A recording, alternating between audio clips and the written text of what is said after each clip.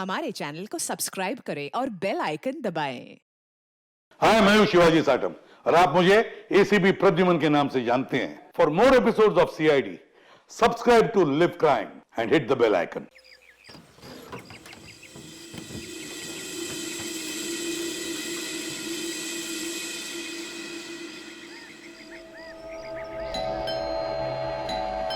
कचरा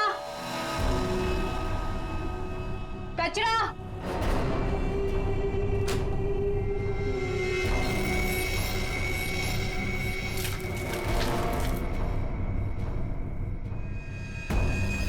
इसको सही जगह फेंकना और संभाल के देना, कोई देखे नहीं। आप चिंता मत कीजिए, मैं सब संभालूंगी।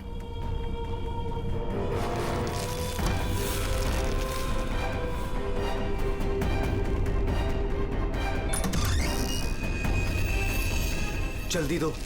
कौन है बेटा? कोई नहीं माँ, कचरा वाली थी।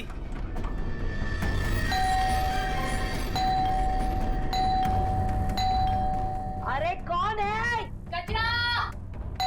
अरे आ रही हूँ। क्या बैग खराब कर देगी? है? तू कौन है? मैडम, मैं ना नई सफाई वाली है। वो क्या है ना, सविता गांव गई है तो उसकी जगह मेरे को रखा है यहाँ पे। ये सेक्रेटरी भी ना इन्फॉर्म ही नहीं करता है और किसी को भी रख देता है काम पे। क्या मैडम, सुबह सुबह चिलम चिली करने का। लाओ, वैसे भी मेरे को 10 और घरों में जाना है। लाओ जल्दी दो। है तेवर तो देखो, जैसे ऑफिस ही जाना है तुझे। चल जा, नहीं देते डब्बा। हाँ हाँ तो मत दे। वैसे भी तेरे कचरे से कितनी बदबू आ रही है। अच्छा, परफ्यूम मार के दूं कचरा तुझे? अरे तो मैं मरी नहीं चाह रही हूँ लेने के लिए। बात तो ऐसे करी है जैसे लगता है कचरा नहीं सोना मांग लिया हो। एक मिनट, कहीं आप वही झगड़ालू औरत तो नहीं जो घड़ी घड़ी सबसे झगड़ा करते फिरते रहती है? हाँ, अरे बहुत किस्से सुने हैं आपके बारे में। हाँ, ए लड़की, मुझसे सवाल चला रही है तू? हाँ, औकात क्या है तेरी? क्या हुआ? सुबह सुबह ये चिल्लम चिल्ली क्या चल रही है? देखो ना मैडम, मैं ना नई सफाई वाली कचरा लेने के लिए आई थी। वो सविता ना गाँव गई है, उसकी जगह मैंने को रखा है यहाँ पर। मैडम से कचरा क्या मांग लिया? ऐसा लग रहा है कि इसका कचरा बेच करके कोई सोने का महल बना लेगी मैं। बाबा रे बाबा, कितना झगड़ा करती है ये। ओह, तो इसमें कौन सी नई बात है? सबके साथ झगड़ा करना इनकी पुरानी आदत है। आ गई होशियारी झाड़ने। ए सुन, हमारे फटे में टाउन मत अड़ा। Mind your own business. चल। देख रहे हो ना कैसे झगड़ा कर रही है ये। वाह वाह, बड़ी आई। Mind your own business. पहले अपने माइंड का इलाज कराओ। सबके नाक में दम करके रखा है अपने रोज के झगड़ों की वजह से। भाभी जी please, I am sorry, I am really sorry. आप अंदर जाइए। शोभा, अंदर जाओ।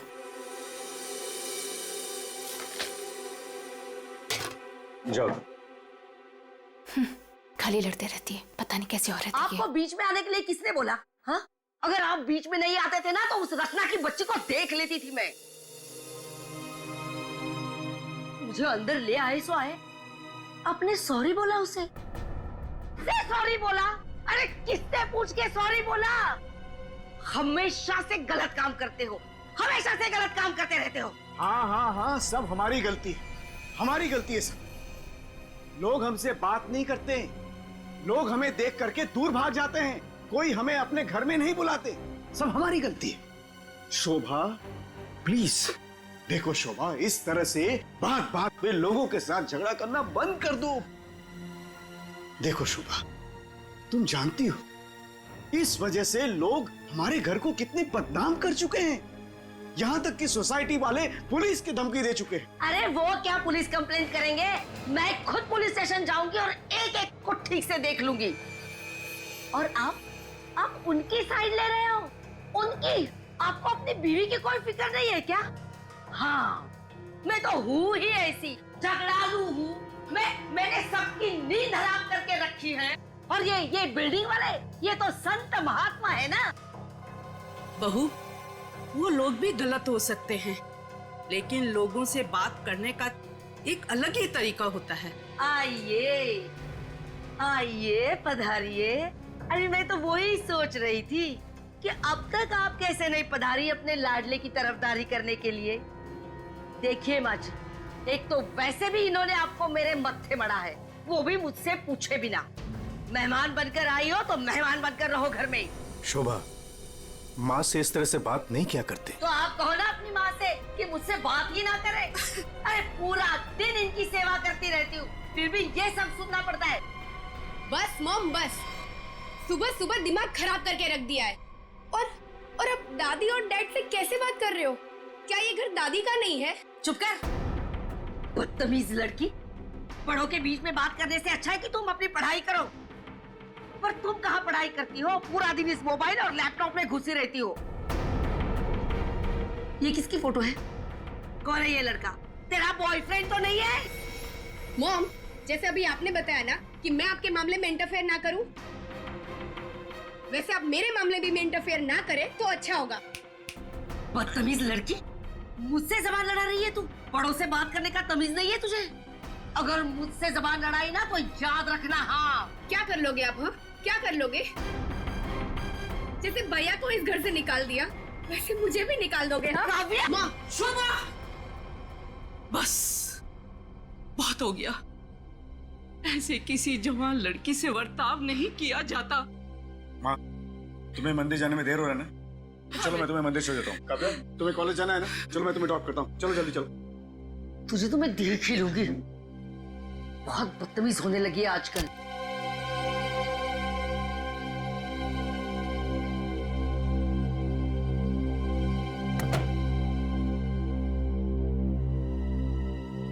आने दो इस बुढ़िया को मंदिर से, दरवाजा ही नहीं खोलूंगी। देखती हूँ अंदर कैसे आती है।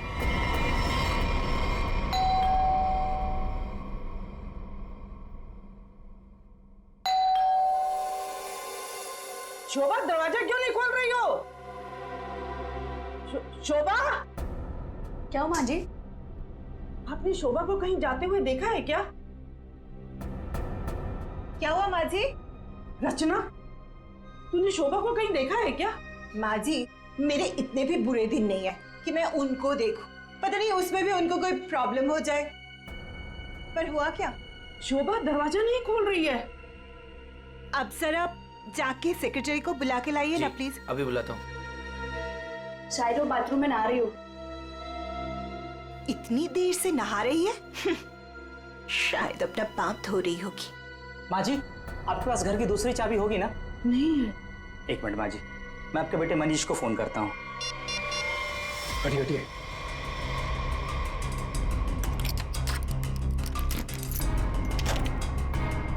माँ, दरवाजा अंदर से बंद है। अंदर से कैसे बंद है?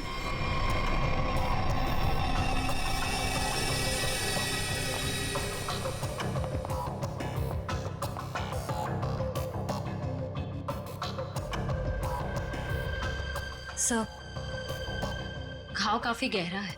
लगता है किसी भारी चीज से वार किया गया है।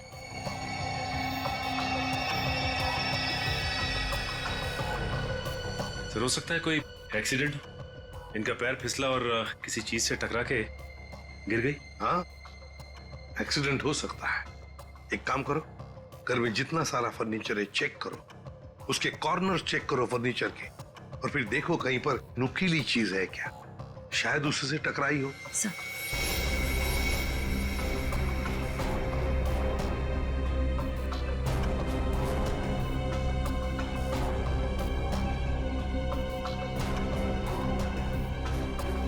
सर।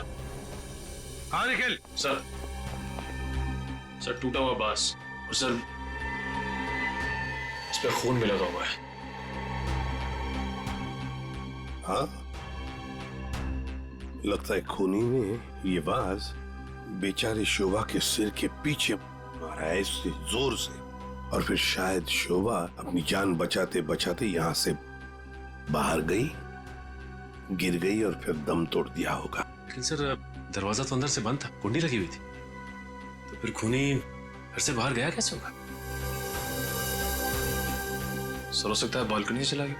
नहीं निखिल, इतनी ऊंचाई से कोई बाहर जा ही नहीं सकता है। सर, घर के बाहर सीसीटीवी कैमरा लगा हुआ। बस तो फिर वो सीसीटीवी कैमरा का फुटेज और लॉबी के सीसीटीवी कैमरा का फुटेज सब देख लेते हैं।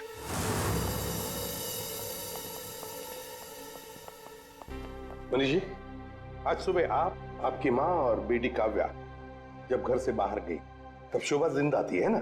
जी सर। मतलब शोभा जी का कत्ल हुआ सुबह 10:30 बजे के बाद में ही। पर काव्या, तुम 11 बजे कॉलेज से वापस क्यों आ गई थी? देखो, चुप रहने का कोई फायदा नहीं है। हमने लॉबी के सीसीटीवी फुटेज में देख लिया है। तुम ठीक 11 बजे बिल्डिंग में अंदर आई थी। काव्या, तुम कॉलेज नहीं गई? वो मेरा फ्रेंड अश्मित हमारी विंग में रहता है, मैं उसी से मिलने वापस आई थी। अपने बॉयफ्रेंड से मिलने गई उसी वक्त जिस वक्त अपनी माँ का कत्ल हुआ।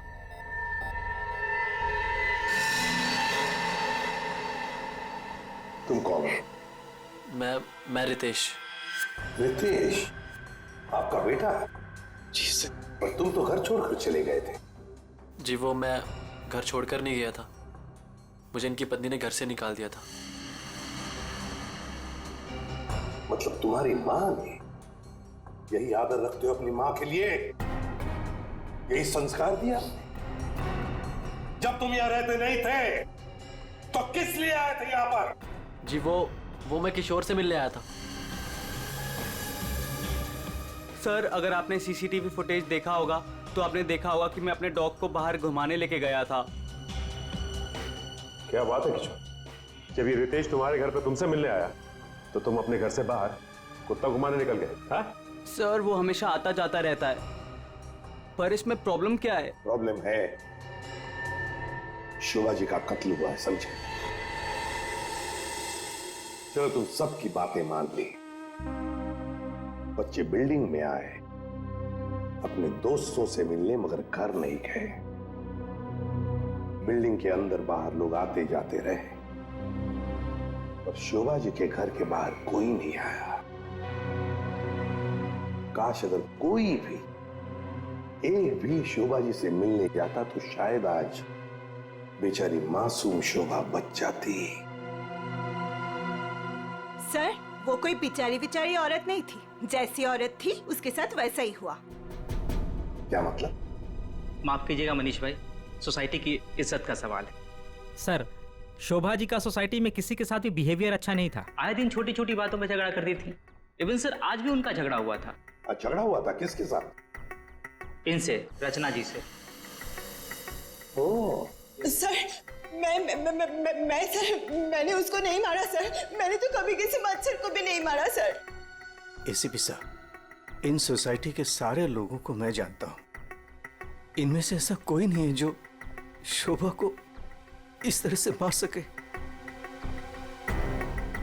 मगर शोभा जी का खून तो हुआ है ना, किसी ने तो किया है। अरे तारिका, ये क्या कर रही हो? ऐसा क्या कर दिया डॉक्टर साहब ने? करने दीजिए ना सर, कुछ भला करने जा रही है तो उसे टोकना ठीक नहीं है ना सर? नहीं, मैं जानता हूं अच्छी तरह से। जिस दिन मैं वहां पर लाशों की जगह लेटा हुआ होऊंगा ना, तुम लोग सबको मिठाई बांटने वाले हो, जानता हूं मैं तुम्हारे सारे इरादों के गुब्बारों को उड़ने से पहले ही फोड़ करके दम लूंगा, समझे? हमारी वजह से आप बच गए सालू के साहब, वरना तारिका ने तो आपका सर फोड़ ही दिया था। अरे, मैं तो सिर्फ इनायत कर रही थी। अच्छा, सालू के साहब का सर फोड़ने का? जी नहीं, इस औरत के सर पे किस चीज से बहुत जोर से मारा गया है जिससे इसकी मौत हो गई, ये पता लगाने के लिए। देख सालुंखे, किस चीज से मारा ये तो हमें पता है, यही मर्डर वेपन है। हाँ, इस पे तो हमें इनका खून भी मिला था, जो उस वक्त तक सूखा भी नहीं था। ये लो, बहुत बढ़िया। हाँ? जो भी वहां पर मिला उस पर भरोसा करके आगे सीधे आना, कमाल है, बिना अपना दिमाग लड़ाए। तारिका, कई बार मैं सोचता हूँ अगर हम नहीं होते तो इन लोगों का बेचारों का होता क्या है? ये बात हमें क्राइम सीन पर मिला है। अगर इससे नहीं मारा गया तो फिर इस पर खून कहां से आ गया? क्या अपने आप चल के आ गया है? ये मैं नहीं जानता हूँ, लेकिन हाँ, ये मैं जरूर जानता हूँ कि ये मर्डर वेपन नहीं। डॉक्टर साहब, आप इतने कॉन्फिडेंस के साथ कैसे कह सकते हैं? हाँ, अब आए पॉइंट पर। तो सुनो, इस औरत की मौत हुई है खोपड़ी की हड्डी टूट जाने की वजह से, और हड्डी टूटी नहीं, चकनाचूर हो गई। और ऐसा तभी हो सकता है जब जबरदस्त तरीके से इस पर वार किया गया, बहुत ज्यादा इंपैक्ट की जरूरत होती है। और इस बात से कितनी भी जोर से क्यों ना मारा गया, हड्डी इस तरह से चकनाचूर नहीं हो सकती। अगर इनका खून इस आवाज से नहीं हुआ है तो फिर किस चीज से हुआ है? बहुत भारी चीज से इसके सर पे वार किया गया है। बहुत भारी चीज से? तो फिर साळुंखे, हमें वहां क्राइम सीन पर इसके अलावा और कोई भारी चीज नहीं मिली, समझे? दया, इसके पास और कोई जवाब नहीं है, हमारा टाइम बर्बाद कर रहा है। चलो। एक मिनट, मैं टाइम बर्बाद कर रहा हूँ? हाँ। मैं डॉक्टर साळुंखे तुम लोगों का टाइम बर्बाद कर रहा है? हाँ। ठीक है, तो मैं खुद वहां क्राइम स्पॉट पे जाकर के ये थ्योरी प्रूव करके दिखाऊंगा बॉस। तब पता लगेगा कौन टाइम बर्बाद कर रहा है, मैं या तुम खुद अपना टाइम बर्बाद करो। तारिका, मेरे बैग। अरे बैग दो ना तुम यार, मैं बताता हूँ इन्हें कौन टाइम बर्बाद कर रहा है। Fast, quick. सब अभी बता दो, मैं टाइम बर्बाद कर रहा हूँ। साळुंखे साहब तो कोयले के इंजन की तरह धुआं उड़ाते हुए चले गए। गुस्सा हो गए क्या? हाँ, तुम्हारी वजह से। अब आएगा मजा।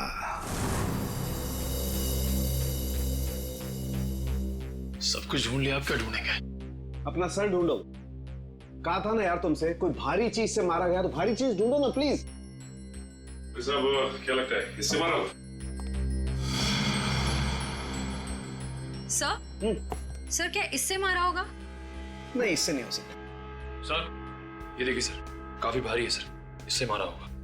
सर पे मार के देखो, अगर सर खुल जाएगा तो मान लो। आपके सर पे कैसे मार? Shut up. यार साळुंखे, क्यों टाइम बर्बाद कर रहा है हमारा तू? बॉस प्लीज मुझे ढूंढने दो। एक काम करो, आप लोग बैठो, मैं जरा ढूंढता हूँ प्लीज।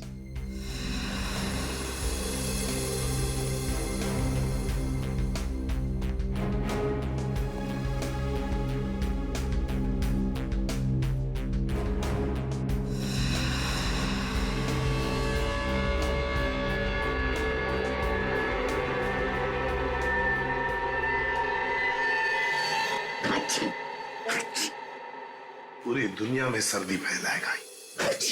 ओए, अरे यार क्या हो गया? सर क्या हुआ, आप इतना चीख क्यों रहे हैं? मसाला मसाला मसाला। हाँ सर, चारों तरफ मसाला गिरा हुआ है और यहाँ पे निशान भी है। लगता है मसाला कूटने का खलबट्टा रखा था यहाँ पे। सर बट्टा तो काफी भारी भी होता है। एक काम करो, आसपास जितने भी घर हैं, सारे के सारे घर चेक करो। श्रेया, दादी माँ को लेकर आओ।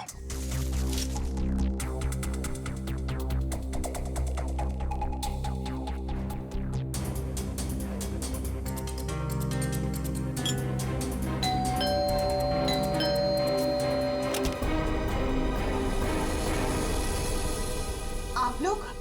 हमें आपके घर की तलाशी लेनी है। लेकिन खून तो वहां हुआ है, आपको यहाँ क्या मिलेगा? देखिए, आपकी बिल्डिंग में खून हुआ है। क्या आप चाहती हैं कि एक और खून हो जाए? प्लीज हमें अपना काम करने दीजिए। ओके, आइए।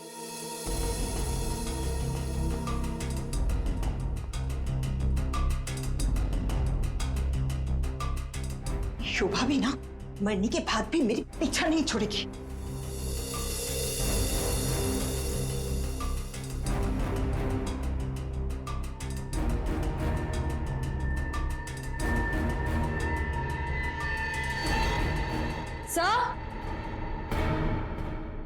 श्रेया, सर ये देखिए। सर ये तो हमारी है। नहीं नहीं, ये तो हमारा है। आंटी जी को कोई गलतफहमी हो रहा है। सर इसके नीचे शोभा का नाम लिखा हुआ है। शोभा? तो क्या आपने इन्हें ये दिया था? नहीं सर, आज सुबह तक तो ये हमारे पास ही था। तो फिर यहाँ कैसे? जरा चेक कर लिया।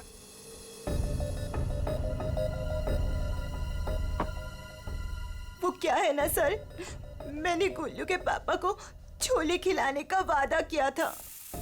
शोभा जी तो मर ही गई थी, वो इससे क्या करती, इसलिए मैं ये लेके चली आई।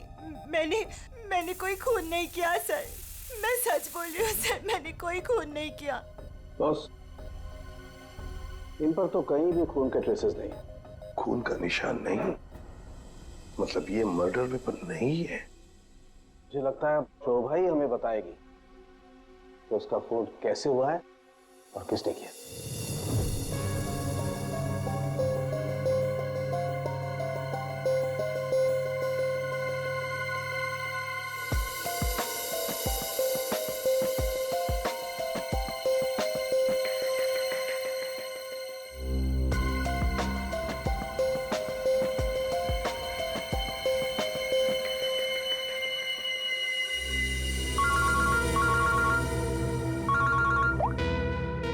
आसान के बोल। अच्छा, गेरू मिट्टी। अच्छा, ठीक है। सचिन, मर्डर वेपन का पता चल गया है। और वो क्या है सर?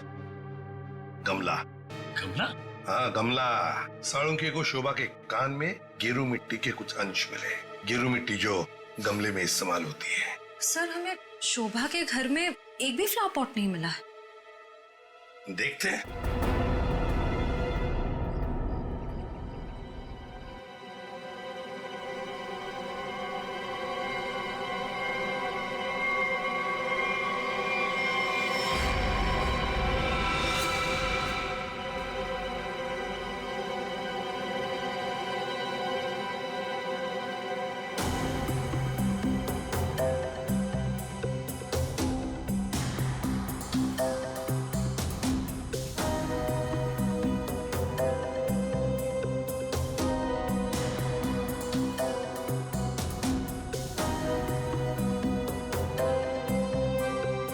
गमला यहीं पर गिरा है। पर सर, गमला गया कहाँ? हो सकता है किसी ने साफ कर दिया हो ताकि कोई सुराग न बचे, लेकिन मौत हुई है इस गमले की वजह से ही। लेकिन सर ऐसा कैसे हो सकता है? घर के बाहर लगे सीसीटीवी फुटेज में तो हमने किसी को कमरे के अंदर जाते देखा नहीं। तो फिर शोभा जी के सर पे गमला मारा किसने होगा? वही तो समझ में नहीं आ रहा है सचिन कि गमला मारा किसने, और फिर इतने जोर से मारा है कि किसी इंसान की जान ही चली जाए। हाँ सर, सवाल ये भी है कि बंद कमरे से खूनी बाहर गया कैसे? जमीन चीर के या आसमान फाड़ के? जमीन चीर के तो नहीं निखिल, जमीन चीर के नहीं, आया होगा तो आसमान फाड़ के ही। 1 2 3 4 5 6 7वीं मंजिल पर शोभा जी रहती है। वो रही उसकी बालकनी, और बिल्कुल उसी के ऊपर है 8वीं मंजिल की बालकनी। चलो चलकर देखते हैं।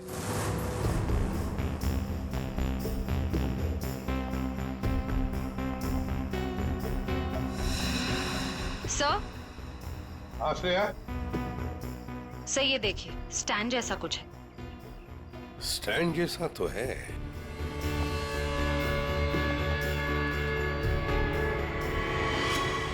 श्रेया, इस गमले का ही स्टैंड है। गमला इसी स्टैंड पर था। ये देखो, यहाँ से गमला यूं धक्का मार के नीचे फेंका गया। ये फ्लैट किसका है? सर, किसी एनआरआई का है, और बिल्डिंग का सेक्रेटरी होने के नाते इसकी चाबी सिर्फ मेरे पास ही रहती है। सर, क्या हाल फिलहाल में यहाँ पर कोई आया था? मुझे नहीं पता। तुम्हें पता नहीं? तो फिर इसका एक ही मतलब हो सकता है कि जबकि इस फ्लैट की चाबी सिर्फ तुम्हारे पास ही है, तो इस फ्लैट में भी सिर्फ तुम ही आए होंगे। ये क्या कह रहे हैं सर? मेरे कहने का मतलब है कि फ्लैट की चाबी उन्होंने मुझे दी थी। क्या है सर कि सारे एम्प्टी फ्लैट की चाबी ऑफिस के ड्रॉअर में होती है। एजेंट लोग सर कभी भी आते जाते रहते हैं, तो सर मैं 24 घंटे उनके लिए घर पे थोड़ी ना रहूंगा सर। ये खाली फ्लैट्स की चाबियां ऑफिस में रहती है, ये बात सबको पता है? हाँ, हमारे सारे रेजिडेंट्स और सारे कमिटी मेंबर्स को ये बात पता है। हमारे अलावा कोई भी कभी भी ऑफिस जाकर चाबी ले सकता है। वाह, देखा कितने अच्छे सेक्रेटरी है ये सोसाइटी के। जबकि सारी जिम्मेदारी तुम्हारे ऊपर है। फ्लैट के अंदर कोई भी घुस सकता है, कुछ भी कर सकता है। यहाँ तो एक खून हुआ है, खून, समझे? और ये जिम्मेदारी सिर्फ तुम्हारी है। सर, खून तो शोभा जी के फ्लैट में हुआ है सर। इससे इस फ्लैट का क्या कनेक्शन हो सकता है सर? जाइए, आप जाइए नीचे और सबको इकट्ठा कीजिए, सारे रेसिडेंट्स को कंपाउंड में। जाइए जल्दी। जी सचिन, ये देखो, हम हैं 8वीं मंजिल की बालकनी पर और शोभा जी रहती थी 7वीं मंजिल पे। जब शोभा जी वहां अपनी बालकनी से बाहर झुकी होगी किसी काम की वजह से। तब 8वें मंजिल के मतलब यहाँ से वो गमला शोभा जी के सिर पर मारा गया, ठाम करके ऐसे।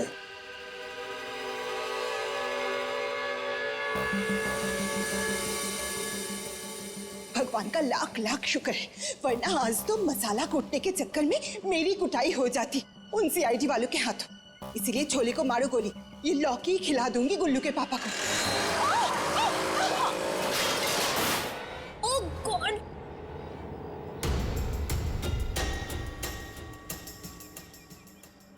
ये क्या किया? आज तो शायद लौकी भी नसीब में नहीं है। एक्सक्यूज मी, हाँ गलती आपकी है। एक तो आप मेरे बीचों बीच आ गई, उल्टा आप मुझे सुना रही हैं।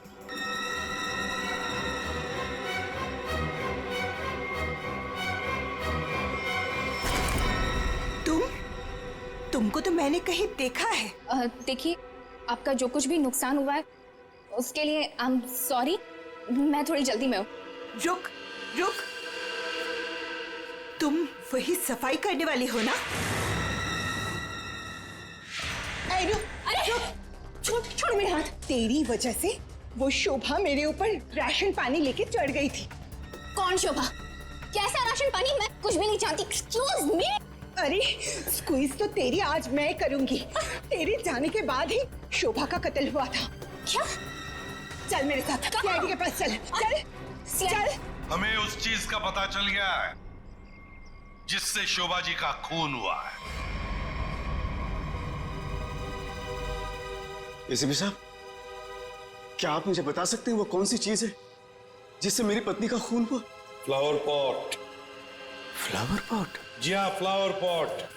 बिल्डिंग के 8वें मंजिल पर जो फ्लैट बंद पड़ा है उसके बालकनी के ऊपर रखा गया था ये फ्लावर पॉट और ऊपर से शोभा जी के सिर पर मारा गया। Flower pot. किसने किया ये सब? मुझे नाम बताइए जिसने मेरे परिवार को हमसे छीन लिया। बताइए एसीपी साहब, कौन है वो? ये तो कहना पड़ेगा कि बड़ा चालाक खूनी है ये, बहुत अच्छी तरह से प्लानिंग की थी, लेकिन भूल गया कि कोई भी कातिल कितना भी चाहे चालाक क्यों ना हो, कोई ना कोई गलती तो कर ही जाता है। जानना चाहते हो कौन है वो खूनी? आप में से ही कोई है, आप में से। ये सफाई करने वाली है। आज सुबह जब शोभा का खून हुआ था उससे पहले मैंने इसको बात करते हुए देखा था। अभी भेस बदलकर भाग गई थी। देखिए, मुझे नहीं पता कि ये औरत कब से क्या बकवास किए जा रही है। मैं तो यहाँ पर पहली बार आई हूँ। मेरा हाथ छोड़ो ना। मैं सच बोल रही हूँ, मैंने इससे झगड़ा करते हुए देखा था। मुझे तो लगता है यही खूनी है सर। क्या बकवास किए जा रही हो तुम? हम पता लगा लेंगे। जरा देखिए इस लड़की को और बताइए, क्या आप में से किसी ने इसको देखा है आज सुबह? हाँ सर, मैंने देखा इस लड़की को। सर, ये वही लड़की है जो आज सुबह में शोभा जी के साथ लड़ रही थी। रुक, कहाँ भाग रही है?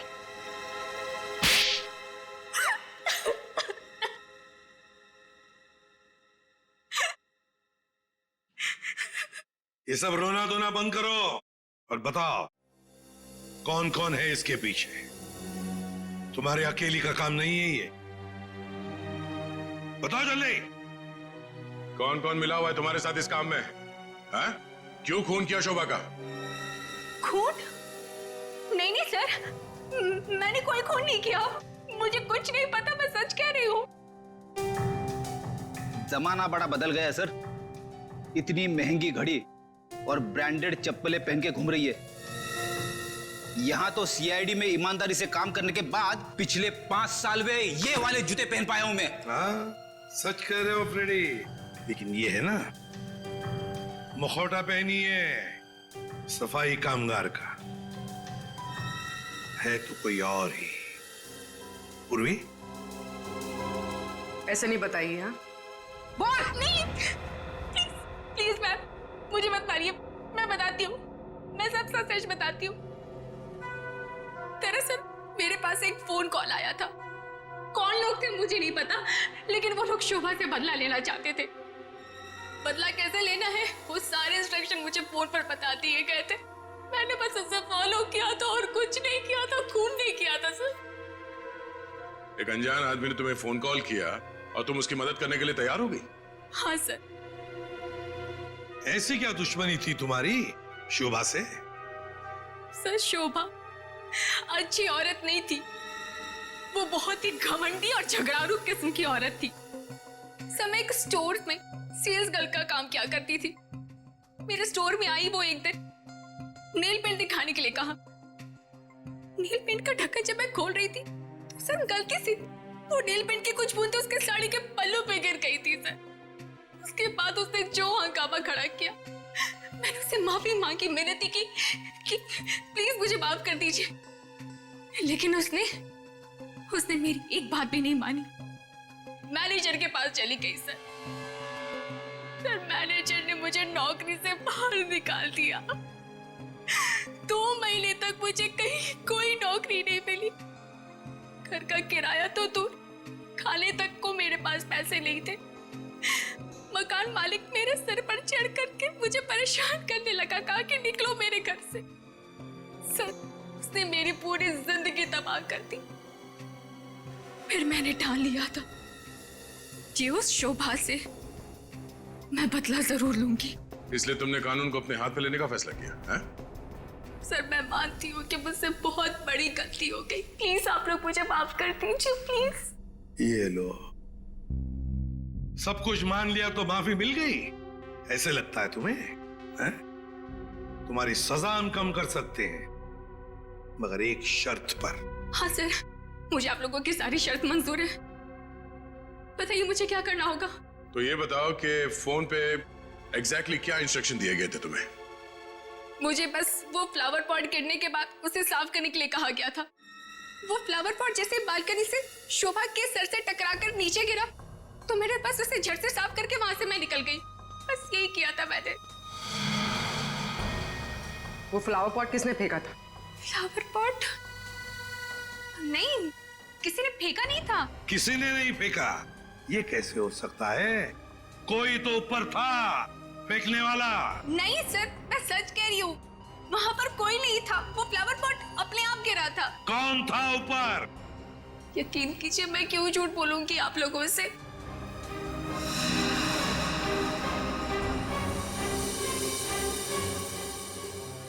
निखिल, पता लगा किसका फोन आया था शीला को इंस्ट्रक्शंस देने के लिए? उदय, टूटे हुए फ्लावर पॉट के टुकड़े अच्छी तरह से देखो।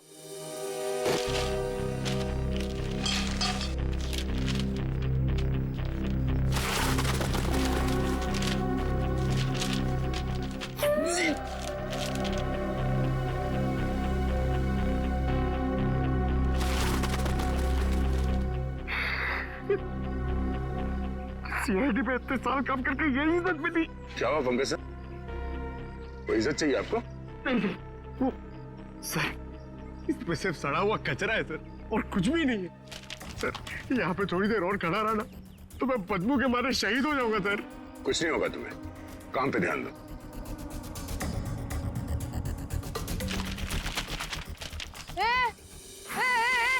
ये क्या कर रहे हो? ये मेरा इलाका है, यहाँ मैं किसी और को कब्जा जमाने नहीं दूंगी। अरे कौन कब्जा करना चाहता है? मेरा बच्चा है तो मैं खुद यहाँ से सलट लूं। तो फिर मेरे इलाके में कचरा चुनकर ये मेरे पेट में लात क्यों मार रहे हो? अरे मेरी माँ, आपके पेट पे कोई लात नहीं मार रहा है, मैं खुद यहाँ पे अपनी नौकरी बचा रहा हूँ। देखो तुम लोग जाओ यहाँ से, ये मेरा इलाका है, मैं किसी और को कचरा चुनने नहीं दूंगी। जाओ जाओ। हम लोग सीआईडी से हैं और इस कचरे में सुराग ढूंढ रहे हैं। हाँ? सीआईडी? रुक रुक, देखो जरा, चलो। सर, हाँ, सर पे पैर रख के भाग गई सर। आपको थोड़ा सॉफ्ट रहना चाहिए, आपको देख के डर के भाग गई। सर वो टाइम नहीं ना, वो कचरा।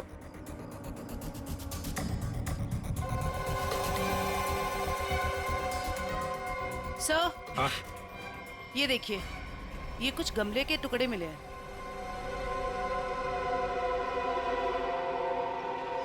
सर, खून लगा हुआ है। हाँ दया, लगता है ये वही फ्लावर प्लॉट है जिससे खून हुआ है। अब ये खून शोभा का है या नहीं, ये तो फोरेंसिक लैब से ही पता चल जाएगा। लेकिन और भी तो कुछ होना चाहिए यहाँ पर, और कुछ होना चाहिए। देखो जरा अच्छी तरह से देखो दोबारा। सर बाकी तो हमने हर जगह देख लिया सर, और ऐसा कुछ मिला नहीं जो। देखो तो सही। इधर यहाँ। मैंने कुछ नहीं किया साहब, मैं निर्दोष हूँ साहब, मैं निर्दोष हूँ। कुछ नहीं किया तो हमें देखे भागी क्यों? वो साहब बिरजू कह रहा था कि जब भी पुलिस वाले देखो ना तो अपनी जान बचाओ और भागो, पता नहीं फिर कब मुसीबत में फंस जाए। एक मिनट देखो, किसी भी मुसीबत में नहीं फंसोगी तुम। इतना बताओ, क्या सुबह तुमने यहाँ से कुछ कचरा उठाया था? हाँ, घबराओ मत, उठाया था कचरा? हाँ उठाया तो था, इस थैले में ही है। दिखाओ जरा। नहीं मैं नहीं दूंगी, ये मेरी रोजी रोटी है साहब। अरे हमें उसका भजिया नहीं तलना है, हमें सिर्फ ये देखना है कि उसके अंदर क्या है। इधर दो।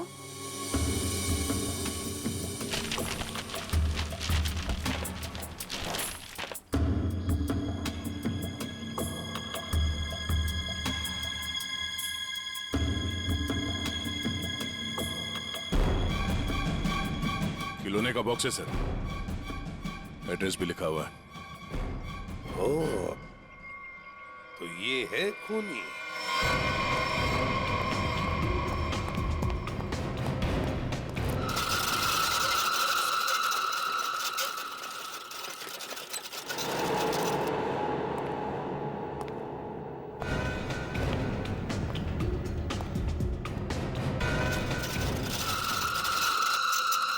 कौन है? कौन है? अरे कौन है यहाँ? सामने आओ। कौन है?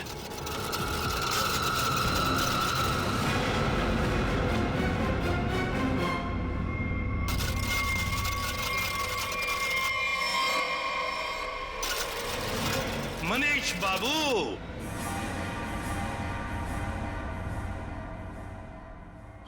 हाँ, खिलौनों के साथ बहुत खेल खेल लिए, अब ये तुम्हारा खेल खेलना खत्म। मैंने आगे रास्ता बंद है। मैंने कुछ नहीं किया। अब ये बता, शोभा को क्यों मारा तुमने? मैंने नहीं मारा।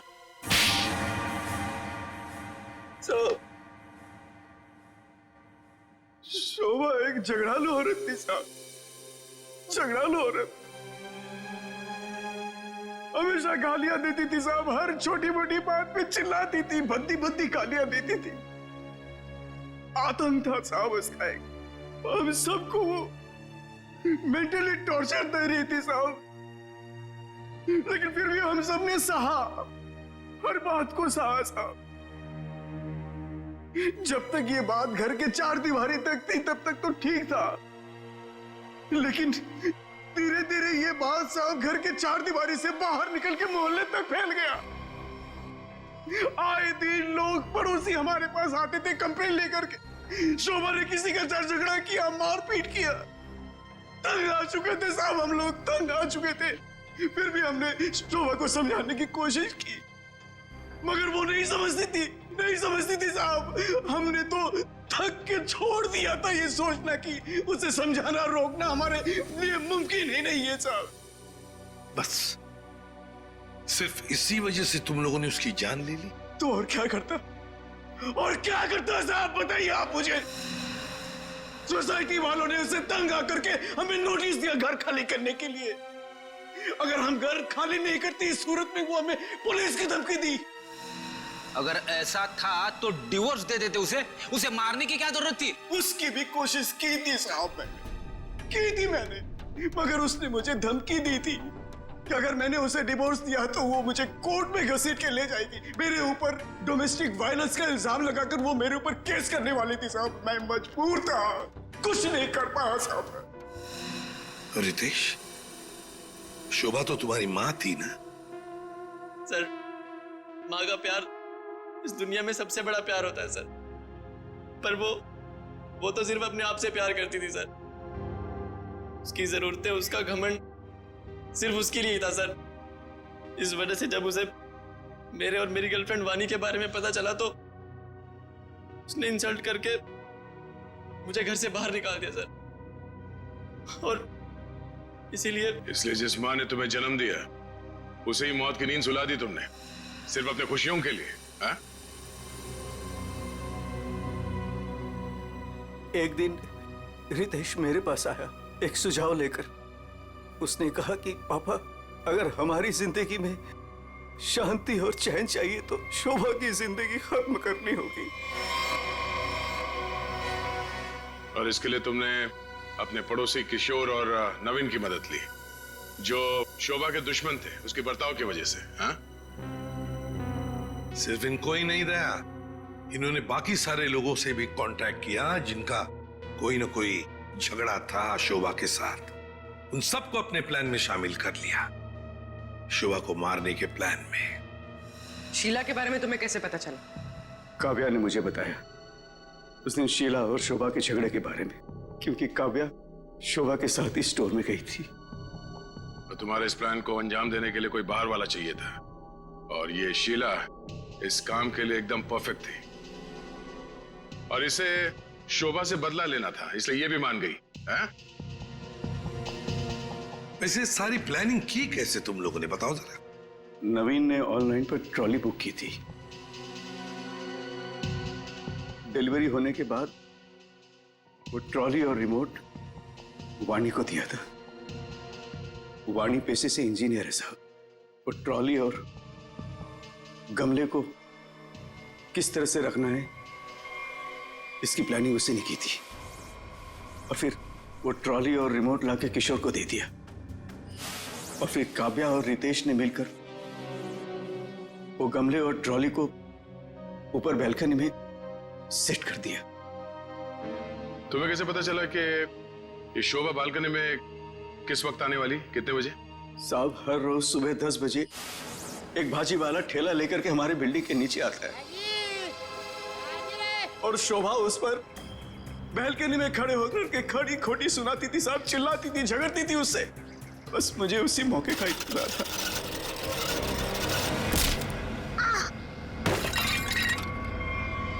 और फिर मैंने मां को फोन किया।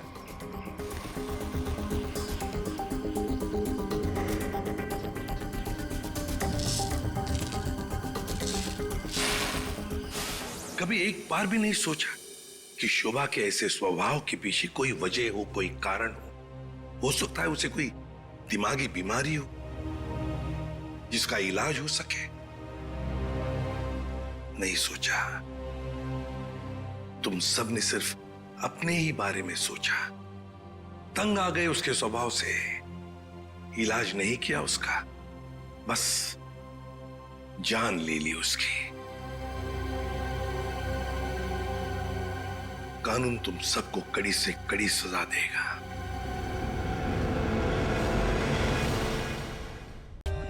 For more updates, subscribe to our channel, click the show links and enjoy watching the videos.